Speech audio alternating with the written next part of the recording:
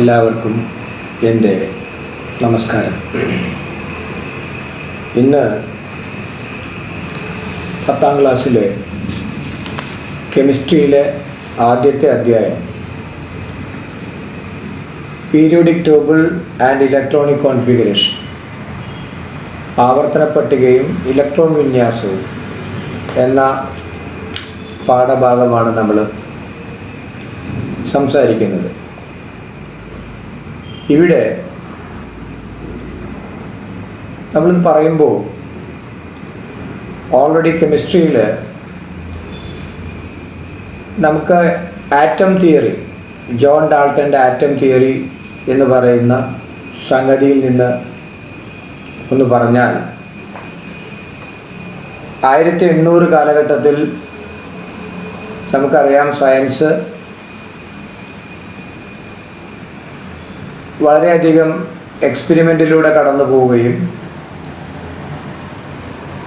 ഏറ്റവും ചെറിയ particle, divide ചെയ്യാൻ പറ്റാത്ത പാർട്ടിക്കിൾ ഏതെന്ന് കണ്ടുപിടിക്കാനുള്ള ശ്രമത്തിൽ അത് ആറ്റമസ് എന്ന ഗ്രീക്ക് പദത്തിൽ നിന്ന് ആറ്റം എന്ന് പറയുന്ന ഒരവസ്ഥയിലേക്ക് എത്തിച്ചേരുകയും ചെയ്തു. അതിൽ നിരവധി ശാസ്ത്രകാരന്മാർ അവരുടേതായിട്ടുള്ള തോട്ട്സ് പറയുകയും അവസാനം 1800 കാലഘട്ടത്തിൽ ജോൺ ഡാൾട്ടൺ അദ്ദേഹത്തിൻ്റെ ആറ്റം തിയറിയിലൂടെ അത് പ്രസ്താവിക്കുകയും ചെയ്തു. അദ്ദേഹം പറഞ്ഞ പ്രധാനപ്പെട്ട ഒരു കാര്യം, ആറ്റമാണ് ഏറ്റവും ചെറിയ പാർട്ടിക്കിൾ എന്നും that substance are made up of tiny small particles and it should not be divided again. അത് ഡിവൈഡ് ചെയ്യാൻ സാധിക്കില്ല എന്നുമാണ് പറഞ്ഞത്. അങ്ങനെ ആ സിദ്ധാന്തം 100 വർഷക്കാലം അത് സയൻസ് അത് കൊണ്ടു നടക്കുകയും അത് ബേസിക്കായിട്ട്, ഇന്നും അത് ബേസിക് തന്നെയാണ്, അത് ഉറച്ചു നിൽക്കുകയും അതിൽ നിന്ന് പരീക്ഷണങ്ങൾ ആരംഭിക്കുകയും ചെയ്തപ്പോൾ ഏകദേശം അദ്ദേഹത്തിൻ്റെ തന്നെ ശിഷ്യഗണങ്ങൾ, പ്രത്യേകിച്ച് റദർഫോർഡ്, ഗോൾഡൻസ്റ്റീൻ, അതുപോലെ തന്നെ ജെ തോംസൺ, ചാഡ്വിക്, അങ്ങനെ നിരവധി ശാസ്ത്രകാരന്മാർ, കെമിസ്ട്രികൾ നിരവധി പരീക്ഷണങ്ങൾ നടത്തി 1900 1900 കൂടി ആറ്റത്തിനെ ഡിസ്ട്രക്റ്റ് ചെയ്തു, ആറ്റത്തിനെ പൊട്ടിക്കുകയും അങ്ങനെ ആറ്റത്തിനെ പൊട്ടിച്ച് ആറ്റത്തിന് സബാറ്റോമിക് പാർട്ടിക്കിൾസ് ഉണ്ടെന്ന് തെളിയിക്കുകയും ചെയ്തു. സോ ജോൺ ഡാൾട്ടൺ തിയറിയുടെ ആ പ്രധാനപ്പെട്ട സിദ്ധാന്തത്തിൽ ഒരു പോയിന്റ് അവിടെ അവസാനിച്ചു. ആറ്റത്തിനെ ഡിവൈഡ് ചെയ്യാൻ സാധിച്ചു എന്നുള്ളതാണ്. So there are so many subatomic particles are there in an atom. അത് നിരവധി കണങ്ങളുണ്ടെന്നും ആ കണങ്ങളെ, ആ പാർട്ടിക്കിൾസിനെ ഏറ്റവും പ്രധാനപ്പെട്ട 3 പാർട്ടിക്കിൾസിലേക്ക് അവരെത്തുകയും അത് ഇലക്ട്രോൺ, പ്രോട്ടോൺ, ന്യൂട്രോൺ എന്ന് പറയുകയും ചെയ്തു. പിന്നെ ഇലക്ട്രോൺ, ന്യൂട്രോൺ അങ്ങനെയുള്ള അല്ലറ ചില്ലറ ചെറിയ ചെറിയ പാർട്ടിക്കിൾസ് ഉണ്ട്. അതിന് ഇമ്പോർട്ടൻസ് കൊടുക്കാതെ ഏറ്റവും നിർണായകമായിട്ടുള്ള ഒരു ആറ്റത്തിന് അല്ലെങ്കിൽ സബ്സ്റ്റൻസിന് സ്വഭാവ സവിശേഷതകൾ തരുന്ന 3 പ്രധാനപ്പെട്ട ഘടകങ്ങളിലേക്ക് എത്തുകയും അങ്ങനെ ഇലക്ട്രോൺ, പ്രോട്ടോൺ, ന്യൂട്രോൺ എന്ന പ്രധാനപ്പെട്ട ഘടകങ്ങളിലേക്ക് മാറുകയും ചെയ്തു. So atoms subdivided. അതിനുശേഷം നിരവധി പരീക്ഷണങ്ങൾ നടന്നു. ആദ്യം നമുക്കറിയാം, ഈ ആറ്റത്തിനെ പൊട്ടിക്കുന്നതിന് മുമ്പ് കാഥോഡിക് റേ ഡിസ്ചാർജ് ട്യൂബ് പരീക്ഷണങ്ങളാണ് നടന്നത്. ഡിസ്ചാർജ് ട്യൂബ് പരീക്ഷണങ്ങളിൽ നിന്ന് കാഥോഡിക് റേ എക്സ്പെരിമെൻറ്റ്സിലേക്ക് വന്നു. ഗോൾഡ് ഫോയിൽ എക്സ്പെരിമെൻറ്റിലൂടെ റദർഫോർഡ് ആറ്റത്തിനെ കുറിച്ച് ഒരു മോഡലും കൂടി നമുക്ക് പറഞ്ഞു തന്നിട്ടുണ്ട്. ഗോൾഡ് ഫോയിൽ എക്സ്പെരിമെൻറ്റിലൂടെ അദ്ദേഹം അത് സ്പെസിഫൈ ചെയ്തത്, ആറ്റം എന്ന് പറയുന്നത് ആറ്റത്തിന് സെൻട്രൽ ഒരു ന്യൂക്ലിയസും ഭൂരിഭാഗം സ്ഥലവും വാക്വവും ശൂന്യവും അവിടെ ഇവിടെ കാണാൻ പറ്റുന്ന മേഖലകളിലുള്ള ഇലക്ട്രോൺ, നെഗറ്റീവ് ചാർജുള്ള ഇലക്ട്രോണുമാകുന്ന ഒരു രൂപമാണ് പ്ലാനറ്ററി മോഡൽ എന്ന് പറയും, സോളാർ സിസ്റ്റം മോഡൽ എന്ന് പറയും. അത്തരത്തിലുള്ളൊരു മോഡലാണ് ആറ്റം എന്ന് അദ്ദേഹം സ്പെസിഫൈ ചെയ്ത് പറയുകയും ചെയ്തിട്ടുണ്ട്. അതിനു മുമ്പ് J Thomson plum pudding model എന്ന് പറയുന്ന ഒരവസ്ഥ ആറ്റത്തിന് കൊടുത്തിട്ടുണ്ടെങ്കിലും വളരെ സിമ്പിൾ സ്ട്രക്ചർ ആയതുകൊണ്ട് ആ സ്ട്രക്ചർ നമ്മൾ ഉപേക്ഷിക്കുകയും പ്ലാനറ്ററി മോഡൽ ആറ്റം അല്ലെങ്കിൽ solar system model atom Rutherford പറഞ്ഞതിനെ നമ്മൾ അക്സെപ്റ്റ് ചെയ്യുകയും ചെയ്തു.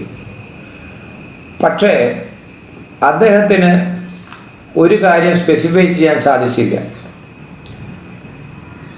നമുക്കറിയാം, ഏതൊരു പാർട്ടിക്കിളും ഒരു സെൻട്രലിന് ചുറ്റും അല്ലെങ്കിൽ ഒരു ന്യൂക്ലിയസിന് ചുറ്റും കറങ്ങിക്കൊണ്ടിരിക്കുകയാണെങ്കിൽ, പ്രവൃത്തി ചെയ്തുകൊണ്ടിരിക്കുകയാണെങ്കിൽ, അത് കറങ്ങി അല്ലെങ്കിൽ പ്രവൃത്തി ചെയ്ത് അതിൻ്റെ എനർജി വിൽ ബി ലോസ്. ആ എനർജി നഷ്ടപ്പെട്ട് അത് ന്യൂക്ലിയസിലേക്ക്, സെൻട്രലിലേക്ക് അത് തകർന്ന് വീഴണം. അത് മാക്സ്വെൽ തിയറിയാണ്. മാക്സ്വെല്ലാണ് അത് പറഞ്ഞിട്ടുള്ളത്. ആ മാക്സ്വെൽ തിയറിക്ക് അനുസരിച്ച് ചിന്തിക്കുകയാണെങ്കിൽ ഈ ആറ്റം എന്ന് പറയുന്ന അതിനൊരു ന്യൂക്ലിയസ് ഉണ്ടെന്നും ആ ന്യൂക്ലിയസിന് ചുറ്റും ഈ ഇലക്ട്രോൺ ഇങ്ങനെ കറങ്ങിക്കൊണ്ടിരിക്കുകയാണെങ്കിൽ ആ കറങ്ങി എനർജി നഷ്ടപ്പെട്ട് അത് ന്യൂക്ലിയസിലേക്ക് പതിക്കേണ്ടതല്ലേ എന്ന് ചിന്തിക്കുകയും വേണം. പക്ഷേ മാക്സ്വെല്ല് പറഞ്ഞ തിയറത്തിനെ അതെന്തുകൊണ്ടാണ് ആറ്റത്തിന് ചുറ്റും ഇലക്ട്രോൺ ഒരു നിശ്ചിത പാതയിലൂടെ, ഒരു ഫിക്സഡ് പാത്തിലൂടെ കറങ്ങുന്നത് എന്ന് പറയാൻ റദർഫോർഡിന് സാധിച്ചില്ല.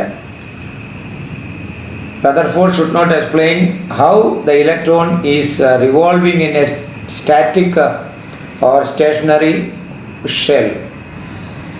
എന്തുകൊണ്ടാണ് അങ്ങനെ ഉറച്ച് അത് റിവോൾവ് ചെയ്യുന്നതെന്ന് പറയാൻ റദർഫോർഡിന് സാധിച്ചില്ല. അപ്പോഴാണ് നീൽസ് ബോർ അതിലേക്ക് വരികയും Niels Bohr model of an atom Niels Bohr വളരെ വ്യക്തമായിട്ട് പറയുകയും പിന്നെ ഒരു പദാർത്ഥത്തിൽ, ഒരു സബ്സ്റ്റൻസിൽ ശക്തമായ ഒരു റിപ്പൾസീവ് ഫോഴ്സും ഒരു അട്രാക്റ്റീവ് ഫോഴ്സും വരികയാണെങ്കിൽ അതിൻ്റെ ഫലമായി അതിന് ചുറ്റും ഒരു ന്യൂട്രൽ പാത, ഒരു ഇലക്ട്രിക്കലി ന്യൂട്രൽ പാത അല്ലെങ്കിൽ ഒരു സ്ഥിരമായ ഊർജ നിലയിലുള്ള ഒരു പാത്ത് അഥവാ അതിനെ ഓർബിറ്റ് എന്ന് പറയാം. അങ്ങനെ ഒരു നിശ്ചിത ഡെഫിനിറ്റ് എനർജി ഷെൽ അല്ലെങ്കിൽ ഊർജ്ജനില അവിടെ ഉണ്ടാകുമെന്ന് സ്പെസിഫൈ ചെയ്ത് പറയുകയും ചെയ്തു. അതിനെ അദ്ദേഹം തെളിയിച്ചെടുക്കുകയും ഒരു ന്യൂക്ലിയസിന് ചുറ്റും ഒരു ഫിക്സഡ് ആയിട്ടുള്ള ഊർജ്ജനിലയിലുള്ള ഊർജ്ജനിലകളുണ്ടെന്നും ആ ഊർജ്ജനിലയിൽ ഇലക്ട്രോൺ കറങ്ങിക്കൊണ്ടിരിക്കുകയാണെന്നും ഇലക്ട്രോണിന് നിശ്ചിത ഊർജ്ജനിലയിൽ കറങ്ങുമ്പോൾ അതിന് ഒരിക്കലും ഊർജം നഷ്ടപ്പെടില്ല എന്നും അതുകൊണ്ട് അത് നിലനിന്നുകൊണ്ടേയിരിക്കുമെന്നും അദ്ദേഹം സ്പെസിഫൈ ചെയ്തു. അങ്ങനെ റദർഫോർഡിന് പറയാൻ സാധിക്കാത്ത കാര്യം നീൽസ് ബോർ പറയുകയും നീൽസ് ബോറിൻ്റെ അടിസ്ഥാനത്തിൽ ആറ്റത്തിന് ചുറ്റും കറങ്ങിക്കൊണ്ടിരിക്കുന്ന മേഖലകളുണ്ടെന്നും അതിനെ ഷെൽ അഥവാ ഊർജ്ജ നിലകളെന്ന് പറയാൻ സാധിക്കുമെന്നും പറഞ്ഞു. പക്ഷെ അദ്ദേഹം പറഞ്ഞത് ഒരു ഫിക്സഡ് സർക്കുലർ പാത്ത് എന്നാണ് പറഞ്ഞത്. കറങ്ങിക്കൊണ്ടിരിക്കുന്ന ഒരു ഫിക്സഡ് സർക്കുലർ പാത്ത്. അത് ശരിയല്ല എന്ന് പിന്നീട് തെളിയിക്കപ്പെട്ടു. എന്നിരുന്നാലും Bohr model is A very simple model of atom and he can specify that orbits. എന്താണ് ഓർബിറ്റ്സ് എന്ന് അദ്ദേഹം സ്പെസിഫൈ ചെയ്ത് പറയുകയും ചെയ്തു. കൂടാതെ ഒരു ഊർജ നിലയ്ക്ക് മാക്സിമം ഉൾക്കൊള്ളാൻ പറ്റുന്ന ഇലക്ട്രോണുകളുടെ എണ്ണം 2n² എന്ന് പറയുന്ന ഫോർമുലയിലൂടെ നമുക്ക് സ്പെസിഫൈ ചെയ്യാൻ സാധിക്കുകയും ചെയ്തു. 2n². അപ്പോൾ n-ന് 1 എന്ന് കൊടുത്താൽ 2 × 1² 2 എന്നുള്ള ഉത്തരം കിട്ടും. അത് ഒന്നാം ഊർജ്ജ നിലയിലും 2 × 2² 8 എണ്ണം രണ്ടാം ഊർജ്ജ നിലയിലും 2 × 3² 18 എണ്ണം മൂന്നാം ഊർജ്ജ നിലയിലും. അങ്ങനെ n-ന് ഏത് വില കൊടുക്കുന്നുവോ അത്രയും ഇലക്ട്രോണിനെ ഉൾക്കൊള്ളാനുള്ള കപ്പാസിറ്റി ഓരോ ഊർജ്ജ നിലകൾക്കുണ്ടെന്നും ആ ഊർജ്ജ നിലകളെ നമുക്ക് K, L, M, N, O എന്ന പേരുകളോടുകൂടി മെയിൻ ഊർജ്ജ നിലകളായിട്ട് പറയുകയും പ്രസ്താവിക്കുകയും അതിനെ 1, 2, 3, 4, 5 എന്ന് നമുക്ക് നിശ്ചയിക്കുകയും ചെയ്യാൻ കെമിസ്ട്രിക്ക് സാധിച്ചു.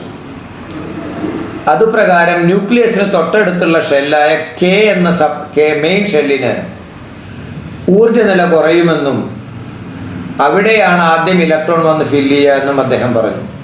So electron first filled in the lowest energy level, that is K shell. അപ്പോൾ ന്യൂക്ലിയസിന് പോസിറ്റീവ് ചാർജാണുള്ളത്, പ്രോട്ടോൺ ന്യൂക്ലിയസിനാണുള്ളത്, ന്യൂട്രോണും ന്യൂക്ലിയസിലാണുള്ളത്. പ്രോട്ടോണിൻ്റെ ചാർജ് പോസിറ്റീവാണ്, സ്ഥിരമായതാണ്, സ്ഥായിയായതാണ്. അതുകൊണ്ട് ആറ്റത്തിൻ്റെ ന്യൂക്ലിയസിൻ്റെ വെയിറ്റ് ആണ് ആറ്റത്തിൻ്റെ വെയിറ്റ് ആയിട്ട് നമുക്ക് കണക്കാക്കാൻ സാധിക്കുക. ആറ്റത്തിൻ്റെ ന്യൂക്ലിയസിലുള്ള പാർട്ടിക്കിൾസിനെ ചേർത്ത് പറയാൻ ന്യൂക്ലിയോൺസ് എന്ന് പറയും. Nucleons are proton and neutron. അതിനു ചുറ്റും കറങ്ങിക്കൊണ്ടിരിക്കുന്ന, റിവോൾവ് ചെയ്തുകൊണ്ടിരിക്കുന്ന പാർട്ടിക്കിളാണ് ഇലക്ട്രോൺ. ഇലക്ട്രോൺ ഈസ് ഇലക്ട്രിഫൈങ്, കറങ്ങിക്കൊണ്ടിരിക്കുന്നു. അത് സ്ഥായിയല്ല, സ്റ്റേബിൾ അല്ല. അതുകൊണ്ട് തന്നെ അതിൻ്റെ ചാർജ് വിൽ ബി നെഗറ്റീവ്. അത് നെഗറ്റീവ് ചാർജ് ആണെന്ന് മനസ്സിലാക്കുകയും ചെയ്തു. അങ്ങനെ ന്യൂക്ലിയസിന് ചുറ്റും കറങ്ങിക്കൊണ്ടിരിക്കുന്ന ഇലക്ട്രോൺ ഫിക്സഡ് ആയിട്ടുള്ള ചില മേഖലകളിലൂടെ കറങ്ങുമെന്നും ആ കറങ്ങുന്ന മേഖലയെ ഓർബിറ്റ് എന്ന് പറയുകയും ഊർജ്ജ ഷെല്ല് അഥവാ ഊർജ്ജ നിലകൾ എന്ന് പറയുകയും ചെയ്തു. ഈ ഊർജ്ജ ഷെല്ലുകളിൽ ഊർജ്ജ നിലയുടെ അടിസ്ഥാനത്തിൽ ഏറ്റവും കുറഞ്ഞത് കെ, അവിടെ ആദ്യം ഇലക്ട്രോൺ നിറയും.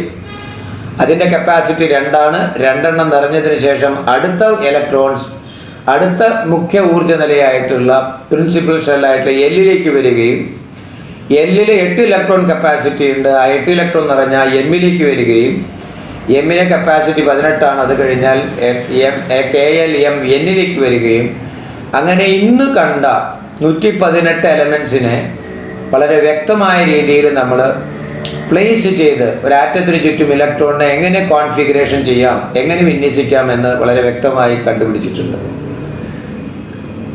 അത് KLMN എന്നുള്ള മെയിൻ ഷെല്ല് വെച്ചിട്ടാണ് നമ്മൾ പറയാറ്. ഇനി ഈ ക്രമീകരണത്തെ, ഇലക്ട്രോൺ കോൺഫിഗറേഷനെ ഇങ്ങനെ ചെയ്യാൻ പറ്റുമെന്നും അപ്പോൾ അതെങ്ങനെ ചെയ്യണം അതിന് എക്സ്പ്ലനേഷൻ തരാൻ പിന്നെയും കടന്നു പോകേണ്ടി വന്നു. അതിൽ നിരവധി പേര് അവരുടെ തോട്ട്സ് പറയുകയും ട്രൈഡ്സ് ഉണ്ടാക്കി. ന്യൂലാൻഡ്സിൻ്റെ സിദ്ധാന്തം ഉണ്ടായി. അവിടെ ഡിമിട്രി മെൻഡലേവ് എന്ന് പറയുന്ന റഷ്യൻ സയൻറ്റിസ്റ്റാണ് അതിൽ ഏറ്റവും നല്ല ഒരു മോഡൽ ആദ്യം തന്നെ സ്പെസിഫൈ ചെയ്ത് പറഞ്ഞത്. അദ്ദേഹത്തിൻ്റെ ഫസ്റ്റ് അറ്റംപ്റ്റാണ് പീരിയോഡിക് ടേബിൾ എന്നുള്ള പദം തന്നെ ഫസ്റ്റ് കെമിസ്ട്രിയിലേക്ക് കൊണ്ടുവന്നത് അദ്ദേഹമാണ്. ആവർത്തന പട്ടിക എന്ന് പറയും. അങ്ങനെ പീരിയോഡിക് ടേബിൾ അന്നത്തെ 63 എലമെൻസിനെ വളരെ ഭംഗിയായിട്ട് അദ്ദേഹം ആറ്റോമിക മാസിൻ്റെ അസെൻഡിങ് ഓർഡർ ചെയ്യുകയും അസെൻഡിങ് ഓർഡറിൽ കൊണ്ടുവരികയും അതിനെ ക്രമീകരിച്ച് എഴുതാൻ periods and rows, periods and columns, പീരീഡുകളും കോളവുമായിട്ട് തിരിച്ചുകൊണ്ട്, പീരീഡും ഗ്രൂപ്പുമായി തിരിച്ചുകൊണ്ട്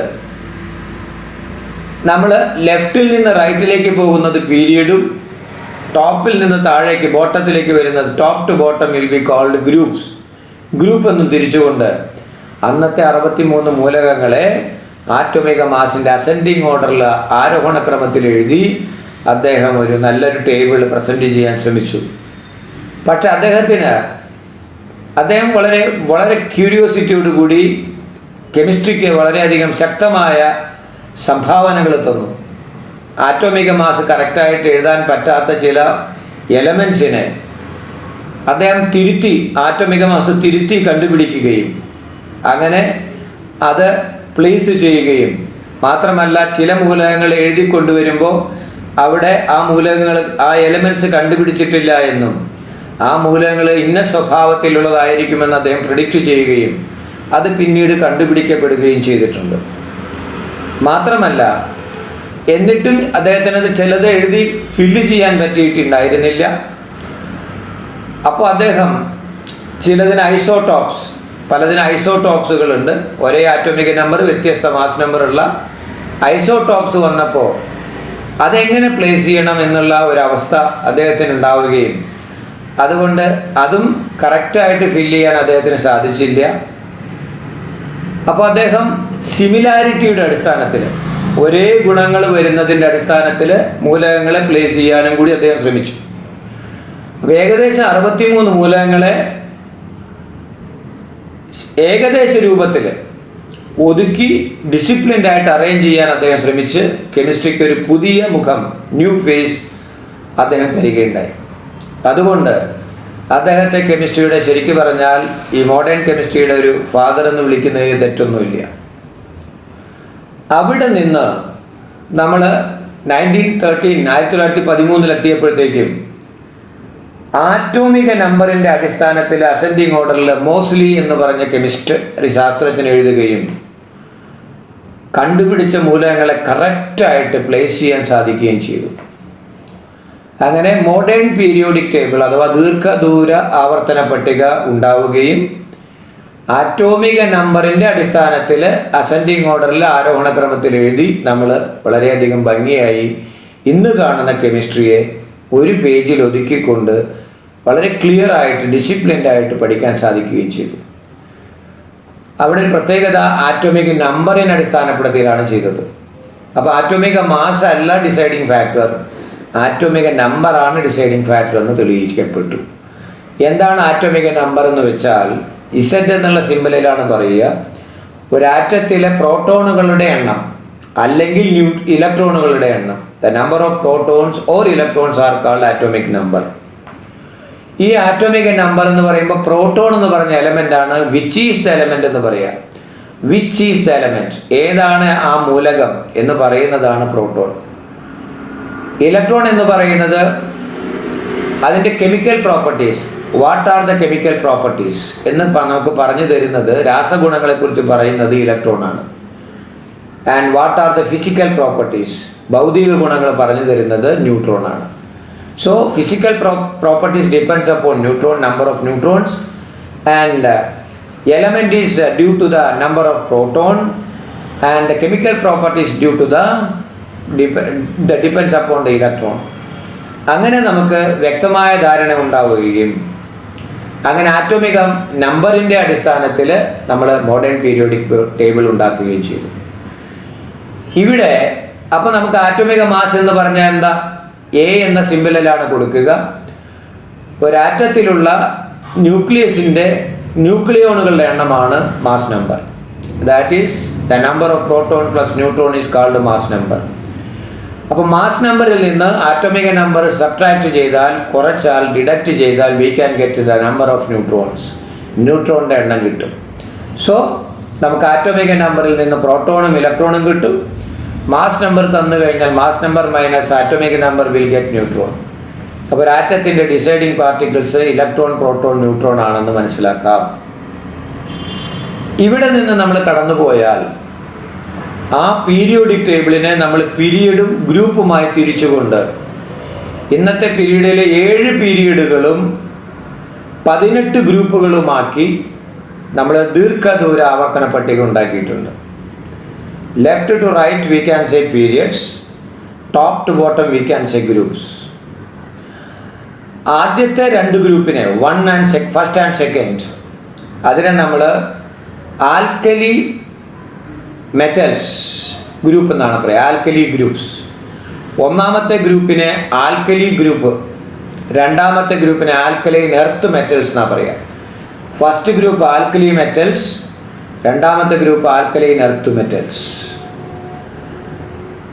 ദെൻ 13ാം ഗ്രൂപ്പ് എന്ന് പറയും. കാരണം ശരിക്കും 3 പക്ഷേ ഈ രണ്ടാമത്തെ ഗ്രൂപ്പിനും പിന്നെ 10 ചെറിയ ഗ്രൂപ്പുകളിന് ശേഷമാണ് 3ാം ഗ്രൂപ്പ് വരിക. അതുകൊണ്ട് 10 + 3 13 3ാം ഗ്രൂപ്പിനെ പറയുക. So 13 group called aluminium, boron family എന്ന് പറയും. ബോറോൺ, അലൂമിനിയം തുടങ്ങിയിട്ടുള്ള എലമെൻറ്റ്സ് ബോറോൺ ഫാമിലി എന്ന് പറയും. 14ാം ഗ്രൂപ്പിനെ കാർബൺ ഫാമിലി എന്ന് പറയും. 15ാം ഗ്രൂപ്പിനെ നൈട്രജൻ ഫാമിലി എന്ന് പറയും. 16ാം ഗ്രൂപ്പിനെ ഓക്സിജൻ ഫാമിലി എന്ന് പറയും. 17ാം ഗ്രൂപ്പിനെ ഹാലജൻ ഫാമിലി എന്ന് പറയും, അല്ലെങ്കിൽ ഫ്ലൂറിൻ ഫാമിലി എന്ന് പറയാം. 18ാം ഗ്രൂപ്പിനെ Noble family or inert gas family, അല്ലെങ്കിൽ അലസവാതക ഗ്രൂപ്പ്, അല്ലെങ്കിൽ സീറോ ഗ്രൂപ്പ്സ് എലമെൻറ്റ്സ് എന്ന് പറയും. ഇങ്ങനെ നമ്മൾ ആ പീരിയോഡിക് ടേബിളിനെ നമുക്ക് തരംതിരിക്കാം. ഈ 2ാമത്തെ ഗ്രൂപ്പിനും 13ാമത്തെ ഗ്രൂപ്പിനും ഇടയിലുള്ള എലമെൻസിനെ ട്രാൻസിഷൻ എലമെൻറ്റ്സ് അഥവാ സംക്രമണ മൂലകങ്ങൾ എന്ന് പറയും. ട്രാൻസിഷൻ എലമെൻറ്റ്സ്, സംക്രമണ മൂലകങ്ങൾ എന്ന് പറയും. ട്രാൻസിഷൻ എലമെൻറ്റ്സിൻ്റെ പ്രത്യേകത അതെല്ലാം മെറ്റൽസ് ആണ്, ഓൾ ഓവർ മെറ്റൽസ്. മാത്രമല്ല അതിന് 2 സ്പെഷ്യൽ പ്രോപ്പർട്ടീസ് ആർ ദെയർ. 2 പ്രത്യേക ഗുണങ്ങളുണ്ട്. ഒന്ന്, coloured, it gives coloured compounds, അതിന് നിറമുള്ള സംയുക്തങ്ങൾ ഉണ്ടാക്കാൻ സാധിക്കും. 2, it gives different oxidation States, വ്യത്യസ്ത ഓക്സീകരണാവസ്ഥകൾ ഉണ്ടാക്കാൻ സാധിക്കും. അപ്പോൾ അതിൻ്റെ പ്രത്യേകത കളർ കോമ്പൗണ്ട്സ്, അത് പോളറൈസേഷന് വിധേയമായ ലൈറ്റിനെ അബ്സോർബ് ചെയ്ത് നമ്മുടെ കളറിനെ വേർതിരിച്ച് കാണിക്കാൻ ചില കഴിവുകൾ അതിൻ്റെ ആറ്റോമിക് സ്ട്രക്ചറിനുണ്ട്. അതാണ് അതിൻ്റെ ഏറ്റവും വലിയ പ്രത്യേകതയും. അവിടെ നിന്ന് നമ്മൾ പീരിയോഡിക് ടേബിളിലെ 6ഉം 7ഉം താഴെ കാണുന്ന പീരിയോഡിക് ടേബിള് പീരിയഡുകൾ വളരെ ലെങ്തി ആയിട്ട് പോകുന്നത് കൊണ്ട് അവിടെ നിന്ന് ലന്തനൈറ്റ്സ് ആൻഡ് അടുത്തത് ആക്ടിനൈറ്റ്സ്, ലന്താനം ആക്ടീനിയം, ഈ 2 ഗ്രൂപ്പുകൾ എലമെൻറ്റ്സ് തുടങ്ങുന്ന ഭാഗത്ത് നിന്ന് 2 പീരിയഡുകളെ ഗ്രൂപ്പ്സ് ഓഫ് എലമെൻറ്റ്സിനെ, പീരിയോഡ്സ് ഓഫ് എലമെൻറ്റ്സിനെ പീരിയോഡിക് ടേബിളിലെ താഴെയായിട്ട് എഴുതിയിട്ടുണ്ട്, bottom of the periodic table. അതും കൂടി ചേർത്ത് വരുമ്പോഴാണ് പീരിയോഡിക് ടേബിൾ കംപ്ലീറ്റ് ആവുക. ആ ഗ്രൂപ്പിനെ നമ്മൾ ഇന്നർ ട്രാൻസാക്ഷണൽ എലമെൻറ്റ്സ് എന്നാ പറയുക. ഇന്നർ ട്രാൻസാക്ഷണൽ എലമെൻറ്റ്സ്, അന്തസംക്രമണ മൂലകങ്ങൾ. അതെന്താണെന്ന് ഞാൻ പറയാം. അന്തസംക്രമണ മൂലകങ്ങളുടെ പ്രത്യേകതകൾ, അത് ഡിഫറെൻ്റ് ഓക്സിഡേഷൻ സ്റ്റേറ്റ് തരും. അത് റെയർ എർത്ത് എലമെൻറ്റ്സ് ആണ്, മണ്ണിൽ അധികം കാണുന്നതല്ല. And also man made substance, മനുഷ്യൻ ഉണ്ടാക്കിയതാണ്. റേഡിയോ ആക്റ്റീവ് എലമെൻറ്റ്സ് ആണ്, റേഡിയോ ആക്റ്റീവ് എലമെൻറ്റ്സ് ആണ്. ഇതാണ് അതിൻ്റെ പ്രത്യേകത. ഇനി നമുക്ക് വീണ്ടും ഒന്ന് തിരിക്കാം. ഇലക്ട്രോൺ കോൺഫിഗറേഷൻ നമ്മൾ ഇവിടെ പഠിക്കുന്നത് സാധാരണ സിമ്പിൾ കോൺഫിഗറേഷൻ അല്ല, ലഘുവായ രീതിയിലുള്ള ഒരു ഇലക്ട്രോൺ വിന്യാസമല്ല, സബ്ഷൽ വൈസ് ഇലക്ട്രോൺ വിന്യാസമാണ് നമ്മൾ പഠിക്കുക. And what you mean by subshell wise electron configurations? അപ്പം നമുക്ക് വീണ്ടും ഒന്നുകൂടി പഴയ രീതിയിലേക്ക് വരേണ്ടി വരും. ഇലക്ട്രോൺ എന്ന് പറയുന്നത് കറങ്ങിക്കൊണ്ടിരിക്കുകയാണ്, റിവോൾവ് ചെയ്തുകൊണ്ടിരിക്കുന്ന ഇലക്ട്രോൺ. അത് നമുക്ക് പ്രിഡിക്റ്റ് ചെയ്യാൻ പറ്റാത്ത രീതിയിലാണ് അത് പോകുന്നത്. ഒരേ സമയത്ത് വേവിൻ്റെയും പാർട്ടിക്കിളിൻ്റെയും സ്വഭാവം, ദാറ്റ് ഈസ് ലൈറ്റിൻ്റെയും പാർട്ടിക്കിളിൻ്റെയും സ്വഭാവം കാണിക്കാൻ അതിന് സാധിക്കും. അതിന് ഡ്യുവൽ ആസ്പെക്റ്റ് എന്നാ പറയാം, ദ്വൈത സ്വഭാവം. ഇലക്ട്രോണിന് 2ൻ്റെ സ്വഭാവം കാണിക്കാൻ പറ്റുന്നത് കൊണ്ട് ഇലക്ട്രോൺ ഇപ്പം എവിടെ നിൽക്കും, ഇപ്പം നമ്മൾ നോക്കുന്ന സെക്കൻഡിൽ എവിടെയാണ് എന്ന് പറയുമ്പോഴത്തേക്കും അത് അടുത്ത സ്റ്റേജിൽ എത്തിയിട്ടുണ്ടാവും. എന്ന് പറഞ്ഞാൽ നമുക്കതിൻ്റെ പൊസിഷനോ കാര്യമായിട്ട് പറയാൻ സാധിക്കില്ല. അതുകൊണ്ട് ഈ ഡ്യുവൽ ആസ്പെക്റ്റ് ഉള്ളത് കൊണ്ട് ഒരു ഫിക്സഡ് ഊർജ നിലയിൽ അതങ്ങനെ എവിടെ നിൽക്കുന്നു എവിടെ കാണാൻ സാധിക്കാന്ന് ഉറപ്പിച്ച് പറയാൻ സാധിക്കുകയില്ല. അതുകൊണ്ട് അതിനെ എങ്ങനെ സ്പെസിഫൈ ചെയ്യും? അപ്പോഴാണ് ഈ ദ്വൈത സ്വഭാവം കണ്ടുപിടിച്ചത് ഡി ബ്രോളിയാണ്. ഡി ബ്രോളി എന്ന് പറഞ്ഞ സയൻറ്റിസ്റ്റാണ്. അത് കഴിഞ്ഞപ്പോൾ ഈ ദ്വൈത സ്വഭാവത്തിനനുസരിച്ച് ഇലക്ട്രോണിനെ എങ്ങനെ എവിടെ ഇപ്പോൾ കാണാം എന്ന് പറയാനായിട്ട് നമ്മൾ അടുത്ത ഒരു കൺസെപ്റ്റിലേക്ക് പോയി. Uncertainty principle. അത് ഐസൻബർഗ് ആണ് പറഞ്ഞിട്ടുള്ളത്. ഐസൻബർഗിൻ്റെ അൺസർട്ടനിറ്റി പ്രിൻസിപ്പിളിലൂടെ നമ്മൾ ഒരു ആറ്റത്തിൻ്റെ ന്യൂക്ലിയസിന് ചുറ്റും ഇലക്ട്രോണിനെ കണ്ടെത്താൻ സാധിക്കുന്ന മേഖലകൾ, the possibility to finding an electron is called orbital എന്ന് പറയുകയും അവിടെ ഇലക്ട്രോൺ എങ്ങനെ കാണാൻ സാധിക്കും? അപ്പോൾ അവിടെ ഒരു നീൽസ് ബോർ പറഞ്ഞ പോലെ ഒരു ഫിക്സഡ് ഓർബിറ്റലിലൂടെ അല്ല, ഫിക്സഡ് സർക്കുലർ പാത്തിലൂടെ അല്ല, അതിന് ഒരു എനർജി ലെവലിൽ, മെയിൻ എനർജി ലെവലിൽ there are so many different energy level is there, energy difference ഉണ്ടെന്ന് പറയുകയും ആ എനർജി ഡിഫറൻസിനെ നമ്മൾ സബ് ഷെല്ലുകൾ അഥവാ ഉപഷെല്ലുകൾ എന്ന് പറയാൻ സാധിക്കുകയും ചെയ്തു. അങ്ങനെ വന്നപ്പോൾ അൺസർട്ടനിറ്റി പ്രിൻസിപ്പിൾ പ്രകാരം ഒരു പൂവിന് ചുറ്റും വണ്ട് കറങ്ങുന്നത് പോലെയാണ് ഇലക്ട്രോൺ അതായത് ഇലക്ട്രോണിൻ്റെ ആ കറക്കം ഉണ്ടാവുക എന്നും അതനുസരിച്ച് കൂടുതൽ സമയം എവിടെ കാണുമെന്ന് ചോദിച്ചാൽ ഒരു വണ്ട് എപ്പോഴും പൂവിൻ്റെ ആ തേനുള്ള ഭാഗത്ത്, അതായത് പൂമ്പൊടിയും തേനുമുള്ള ഭാഗത്തായിരിക്കും കൂടുതൽ സമയം കാണുക എന്ന് പറയുന്നത് പോലെ an electron can be found at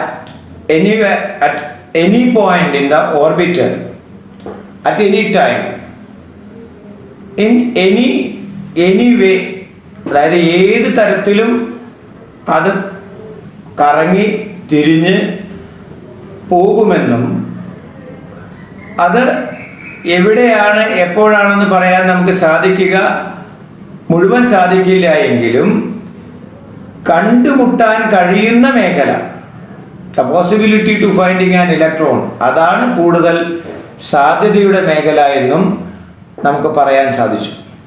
അങ്ങനെ ആ ഒരു അൺസർട്ടനിറ്റി പ്രിൻസിപ്പിളിലൂടെ നമുക്ക് ആ ഒരു സബ്ഷെൽ വൈസ് ഇലക്ട്രോൺ വിന്യാസത്തിലേക്ക് കടക്കാൻ സാധിച്ചു.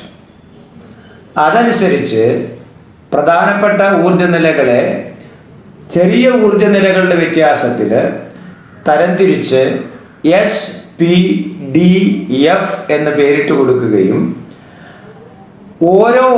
ഓരോ സബ്ഷെല്ലിനും മെയിൻ ഷെല്ലിനും സബ്ഷെല്ലുകളുടെ എണ്ണം എത്രയാണെന്ന് നമുക്ക് ഡിവൈഡ് ചെയ്യാൻ സാധിക്കുകയും അതനുസരിച്ച് K എന്നുള്ള പ്രധാനപ്പെട്ട ആദ്യത്തെ ഷെല്ലിന് ഒരു സബ് ഷെല്ല്, അതിൻ്റെ പേര് S എന്നും 1s എന്നും, രണ്ടാമത്തെ മെയിൻ ഓർബിറ്റലായിട്ടുള്ള ഊർജ്ജനിലയായിട്ടുള്ള L എന്നുള്ള മെയിൻ ഷെല്ലിന് ഊർജ്ജനിലയ്ക്ക് എസും പിയും, അതായത് 2s 2p എന്നും, മൂന്നാമത്തെ മെയിൻ ഷെല്ലായ എമ്മിന് SPD എന്നുള്ള സബ് ഷെല്ലുകളെന്നും, നാലാമത്തെ എന്നും പിന്നെ ഒയും SPDF എന്നുള്ള സബ് ഷെല്ല് വഴിയും ഇലക്ട്രോൺ കോൺഫിഗറേഷൻ അഥവാ ഇലക്ട്രോൺ വിന്യാസം നടത്താൻ നമുക്ക് സാധിക്കുമെന്ന് അതോടൊപ്പം തെളിയിക്കപ്പെടുകയും ചെയ്തു. അതനുസരിച്ച് വളരെ ശാസ്ത്രീയമായിട്ട് ചിന്തിക്കുമ്പോൾ ഒരു ഫിക്സഡ് പാത്ത് അല്ലാതെ എങ്ങനെ വേണമെങ്കിലും വളഞ്ഞും തിരിഞ്ഞും പോകുന്ന ഒരു ഓർബിറ്റലിലൂടെ അൺസർട്ടനിറ്റിയിലൂടെ കടന്നു പോകുന്ന ഒരു മേഖലയാണ് ഓർബിറ്റൽ എന്ന് പറഞ്ഞ് നമുക്ക് മനസ്സിലാക്കാൻ സാധിച്ചു. അതിനുശേഷമാണ് നമ്മൾ സബ്ഷെൽ വൈസ് ഇലക്ട്രോൺ വിന്യാസം അഥവാ സബ്ഷെൽ വൈസ് ഇലക്ട്രോൺ കോൺഫിഗറേഷൻ നമ്മൾ ചെയ്യാൻ സാധിച്ചത്.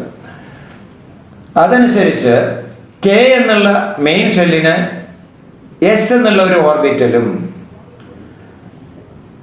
Lന് എസും പിയും, എമ്മിന് SPDയും, എന്നിനും ഒയ്ക്കും SPDF എന്നുള്ള തരത്തിലുള്ള സബ്ഷെൽ വിന്യാസവും നമ്മൾ കൊടുത്തു. ഇതനുസരിച്ച് എസിന് ഒരു ഓർബിറ്റും, പിക്ക് 3 ഓർബിറ്റും, ഡിക്ക് 5 ഓർബിറ്റും, എഫിന് 7 ഓർബിറ്റും ഉണ്ടെന്ന് കാൽക്കുലേറ്റ് ചെയ്യപ്പെടുകയും ഒരു ഓർബിറ്റിന് 2 ഇലക്ട്രോൺ പരമാവധി ഉൾക്കൊള്ളാൻ സാധിക്കുമെന്നുള്ള കണക്കനുസരിച്ച് എസ് എന്നുള്ള സബ്ഷെല്ലിന് 2 ഇലക്ട്രോണും, അതുപോലെ പിക്ക് 3x2 6 ഇലക്ട്രോണും, ഡിക്ക് 5x2 10 ഇലക്ട്രോണും, എഫിന് 7x2 14 ഇലക്ട്രോണും പരമാവധി ഉൾക്കൊള്ളാൻ സാധിക്കുന്ന maximum capacity is the F subshell is 7x2 14, D 5x2 10 and P 3x2 6 and S 1x2 2. ഇത്തരത്തിൽ നമ്മൾ ഇലക്ട്രോൺ കോൺഫിഗറേഷൻ നടത്തുന്ന പ്രക്രിയയാണ് സബ്ഷെൽ വൈസ് ഇലക്ട്രോൺ കോൺഫിഗറേഷൻ. അതനുസരിച്ച് ഉപഷെല്ലുകളുടെ വിന്യാസത്തിനനുസരിച്ച് എസും പിയും നമ്മൾ പൂർത്തീകരിച്ച് മുന്നോട്ട് പോകുമ്പോൾ എം എന്നുള്ള മെയിൻ ഷെല്ലിൽ എത്തുമ്പോൾ ത്രീ ഡി എന്നുള്ള ഒരു സബ് ഡിവിഷൻ വരും. 3D subshell. അത് ഫില്ല് ചെയ്യുന്നതിന് മുമ്പ് 4s ഫില്ല് ചെയ്യും. അതായത് 3D 10 ഇലക്ട്രോൺ ആണ് അതിൻ്റെ കപ്പാസിറ്റി. ആ സബ്ഷെല്ല് ഫില്ല് ചെയ്യുന്നതിന് മുമ്പ് 4s ഫില്ല് ചെയ്യും. അതിനുശേഷം തിരിച്ച് 3D ഫില്ല് ചെയ്യുകയും ചെയ്യും. അതെന്താ അങ്ങനെ പറഞ്ഞതെന്ന് ചോദിച്ചാൽ 4sഉം 3Dയും തമ്മിൽ there is a slight difference in the energy level. 4sന് 3Dയേക്കാൾ സ്വല്പം എനർജി കുറവാണ്. അതനുസരിച്ച് 3p കഴിഞ്ഞാൽ 3Dക്ക് പകരം 4s ഫില്ല് ചെയ്തതിന് ശേഷമാണ് 3D ഫില്ല് ചെയ്യുക. മാത്രമല്ല 3D4 എത്തുമ്പോൾ 4s2ൽ നിന്ന് ഒരു ഇലക്ട്രോണിനെ സ്വീകരിച്ച് 3D5 ആവുകയും ചെയ്യും. അതുമാത്രമല്ല 3D9 എത്തുമ്പോൾ വീണ്ടും 4s2ൽ നിന്ന് ഒരു ഇലക്ട്രോണിനെ സ്വീകരിച്ച് 3D10 ആവുകയും ചെയ്യും. അങ്ങനെ പറയാൻ കാരണം ആ എനർജി ലെവലിലുള്ള ചെറിയ വ്യത്യാസത്തെ മറികടക്കാനാണ് അത് ചെയ്യുക. മാത്രമല്ല ഡിയുടെ കപ്പാസിറ്റി 10 ആണ്, 10 ആണ്. അപ്പോൾ D5 എന്നുള്ളത് ഹാഫ് ഫില്ലിംഗ് ആണ്, D10 എന്നുള്ളത് ഫുൾ ഫില്ലിംഗ് ആണ്. അപ്പോൾ ഹാഫ് ഫില്ലിങ്ങിലേക്കുള്ള ടെൻഡൻസി വരുമ്പോഴും D4 വരുമ്പോഴും ഫുൾ ഫില്ലിലേക്കുള്ള ടെൻഡൻസി വരുമ്പോഴും D9 വരുമ്പോഴും തൊട്ടടുത്തുള്ള 4sൽ നിന്ന് ഒരു ഇലക്ട്രോണിനെ സ്വീകരിച്ച് അക്സെപ്റ്റ് ചെയ്ത് അത് ഫുൾഫില്ലായിട്ട് സ്റ്റെബിലിറ്റിയിലേക്ക് എത്താൻ ശ്രമിക്കും എന്നുള്ളതാണ് ഊർജ സംവിധാനത്തിൻ്റെ ആ ഒരു തത്വം. അതുകൊണ്ട് അവിടെ തുടർന്ന് അങ്ങോട്ട് നമ്മൾ 4f വരുമ്പോഴും 4d വരുമ്പോഴും ഇത്തരത്തിലുള്ള ചെറിയ ഒരു ഊർജ വ്യത്യാസത്തിന് ആ ഓർഡറിലാണ്, ആ ഇൻക്രീസിങ് ഓർഡറിലാണ് നമ്മളത് കൊണ്ടുപോവുക. അങ്ങനെ ഉപഷെല്ലുകളുടെ ആ വിന്യാസത്തിലൂടെ കെമിസ്ട്രിയെ വളരെ ഭംഗിയായിട്ട് ഒരു പേജിൽ ഒതുക്കാൻ നമുക്ക് സാധിച്ചു എന്നുള്ളതാണ്. മാത്രമല്ല ഈ ഇലക്ട്രോൺ വിന്യാസത്തിലൂടെ കെമിസ്ട്രി 4 ബ്ലോക്കാക്കി, ആവർത്തന പട്ടികയെ 4 ബ്ലോക്കാക്കി കൊണ്ടുവരാൻ നമുക്ക് സാധിച്ചു. It summarised as 4 blocks: S block, P block, D block and F block. S block എന്ന് പറയുമ്പോൾ പീരിയോഡിക് ടേബിളിലെ ലെഫ്റ്റ് സൈഡിലെ ഫസ്റ്റ് ആൻഡ് സെക്കൻഡ് ഗ്രൂപ്പ്, ആദ്യത്തെയും രണ്ടാമത്തെയും ഗ്രൂപ്പ്. ആദ്യത്തെ ഗ്രൂപ്പിനെ ആൽക്കലി മെറ്റൽസ് എന്നും രണ്ടാമത്തെ ഗ്രൂപ്പിനെ ആൽക്കലൈൻ എർത്ത് മെറ്റൽസ് എന്നും പറയും. ഈ 2 ഗ്രൂപ്പുകളും ഇലക്ട്രോൺ കോൺഫിഗറേഷൻ ചെയ്യുമ്പോൾ എസ് എന്നുള്ള സബ്ഷെല്ലിലാണ് അത് അവസാനിക്കുക. Ending in the S subshell, that is called S block. അപ്പോൾ S blocks elements are those elements that electronic configuration end in S subshell എന്നാണ്. അതിനെ S block elements എന്ന് പറയും. Then 13ാം ഗ്രൂപ്പ് തുടങ്ങി 18ാം ഗ്രൂപ്പ് 13, 14, 15, 16, 17, 18. 13 ഗ്രൂപ്പിനെ നമ്മൾ ബോറോൺ ഫാമിലി എന്നും 14th ഗ്രൂപ്പിനെ നമ്മൾ കാർബൺ ഫാമിലി എന്നും 15th ഗ്രൂപ്പിനെ നൈട്രജൻ ഫാമിലി എന്നും 16th ഗ്രൂപ്പിനെ ഓക്സിജൻ ഫാമിലി എന്നും 17th ഗ്രൂപ്പിനെ ഹാലജൻ ഫാമിലി എന്നും 18th ഗ്രൂപ്പിനെ ഇനർട്ട് ഗ്യാസ് ഫാമിലി എന്നും നമ്മൾ പറയാൻ സാധിക്കും. 0 ഗ്രൂപ്പ് എലമെന്റ്സ് എന്നും പറയും. ഇങ്ങനെ 13 തുടങ്ങി 18 വരെയുള്ള മൂലകങ്ങൾ ഇലക്ട്രോൺ കോൺഫിഗറേഷൻ ചെയ്യുമ്പോൾ പി എന്ന സബ്ഷെല്ലിലാണ് അവസാനിക്കുക. So it is called P block elements. P block elements are those elements that electronic configurations ends in P subshell. അപ്പോൾ അത് പി ബ്ലോക്കായി. തുടർന്ന് 2ാം ഗ്രൂപ്പിനും 13ാം ഗ്രൂപ്പിനും ഇടയിൽ ഒരു 10 ചെറിയ ഗ്രൂപ്പുകളുണ്ട്. ആ ഗ്രൂപ്പുകളെ നമ്മൾ പറയാം D block elements. D block elements are those elements that electronic configuration ends in D subshell. അതാണ് D block elements. It is also called transition elements. അതിനെ പറയുക ട്രാൻസിഷൻ എലമെന്റ്സ് അഥവാ സംക്രമണ മൂലകങ്ങൾ എന്ന് പറയും. ലോഹത്തിൻ്റെ സ്വഭാവത്തിൽ നിന്ന് അലോഹത്തിൻ്റെ സ്വഭാവത്തിലേക്കുള്ള ഒരു ട്രാൻസിഷനാണ് അവിടെ നടക്കുക. That is the metal character change slowly and steadily to non metal character. അതാണ് ട്രാൻസിഷൻ എലമെന്റ്സ്. അവിടെ രണ്ട് പ്രോപ്പർട്ടിയാണ് അതിനുള്ളത്. കളേർഡ് കോമ്പൗണ്ട്സ് തരും, ഡിഫറെന്റ് ഓക്സിഡേഷൻ സ്റ്റേറ്റ് തരും. അതിനുശേഷം നമ്മൾ 6ാമത്തെയും 7ാമത്തെയും പീരീഡിൽ ലന്താനം, ആക്ടീനിയം, ഈ രണ്ട് എലമെന്റ്സ് വരും. ലന്താനിയം ആൻഡ് ആക്ടീനിയം. അത് ഇലക്ട്രോൺ കോൺഫിഗറേഷൻ നടക്കുന്നത് F എന്നുള്ള സബ്ഷെല്ലിലാണ്. അതിനെ നമ്മൾ ലെങ്തി ആകാതിരിക്കാൻ അതിനെ രണ്ടിനെയും പിടിച്ച് 2 ചെറിയ പീരീഡുകളായി പീരിയോഡിക് ടേബിളിന്റെ താഴെ വരച്ചിട്ടുണ്ട്. ആ എലമെന്റ്സിനെ ലന്തനൈറ്റ്സ് ആൻഡ് ആക്ടിനൈറ്റ്സ് എന്നുള്ള പീരീഡാണെന്ന് പറയാം. അതിൽ ഇലക്ട്രോൺ കോൺഫിഗറേഷൻ F എന്നുള്ള സബ്ഷെല്ലിലാണ് അവസാനിക്കുക. അതുകൊണ്ട് അതിന് F ബ്ലോക്ക് എലമെന്റ്സ് എന്ന് പറയും. ആ മൂലകങ്ങളെ ഇന്നർ ട്രാൻസാക്ഷൻ എലമെന്റ്സ് ആണെന്ന് പറയും. Inner transaction elements. അപ്പോൾ F block elements are those elements that transaction electronic configurations end in the F subshell. അന്തസംക്രമണ മൂലകങ്ങൾ എന്നാണ് പറയുക. അതിൻ്റെ പ്രത്യേകത അത് മാൻ മെയ്ഡ് സബ്സ്റ്റൻസ് ആണ്, റേഡിയോ ആക്റ്റീവ് എലമെന്റ്സ് ആണ്, റയർ എർത്ത് എലമെന്റ്സ് ആണ്, ഡിഫറെൻ്റ് ഓക്സിഡേഷൻ കാണിക്കാൻ സാധിക്കും. ഇത്തരത്തിലുള്ള മാൻ മെയ്ഡ് സബ്സ്റ്റൻസിനെ കൂടുതലായിട്ട് കാണാൻ സാധിക്കുന്ന ഒരു പീരീഡാണ് that is what is called F block elements. അപ്പോൾ പീരിയോഡിക് ടേബിളിനെ S, P, D, F എന്ന് നമുക്ക് വളരെ ചുരുക്കി ഒറ്റ പേജിൽ കെമിസ്ട്രിയെ കൊണ്ടുവരാൻ നമുക്ക് സാധിച്ചു എന്നുള്ളതാണ് ആവർത്തന പട്ടികയുടെ ഏറ്റവും പ്രധാനപ്പെട്ട ആ ഒരു ഉപയോഗം എന്ന് പറയുന്നത്. ഇനി ഞാൻ ഒരു കാര്യം കൂടി പറയാൻ ഉദ്ദേശിക്കുന്നത്, ഇങ്ങനെ ചെയ്യുമ്പോൾ S ബ്ലോക്കിനെയും P ബ്ലോക്കിനെയും ചേർത്ത് നമുക്ക് റെപ്രസെൻറ്റേറ്റീവ് എലമെന്റ്സ് എന്ന് പറയാം, റെപ്രസെൻറ്റേറ്റീവ് ബ്ലോക്സ് എന്ന് പറയാം. അതെന്താ representative blocks or representative elements? നമുക്ക് ആ രണ്ട് S ബ്ലോക്കും P ബ്ലോക്കും നോക്കിക്കഴിഞ്ഞാൽ നമുക്ക് മനസ്സിലാക്കാൻ സാധിക്കും. അവിടെ we can see metals, non metals, gases, liquids, solids, metalloids, everything can be seen in S and P blocks.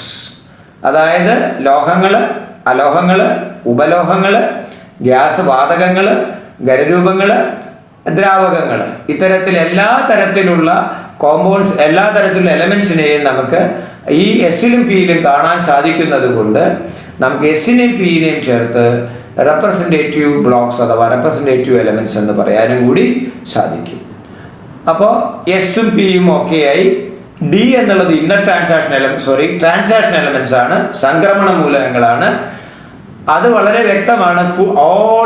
All elements are metals. Transaction എലമെന്റ്സിലെ എല്ലാ മൂലകങ്ങളും മെറ്റൽസ് ആണ്.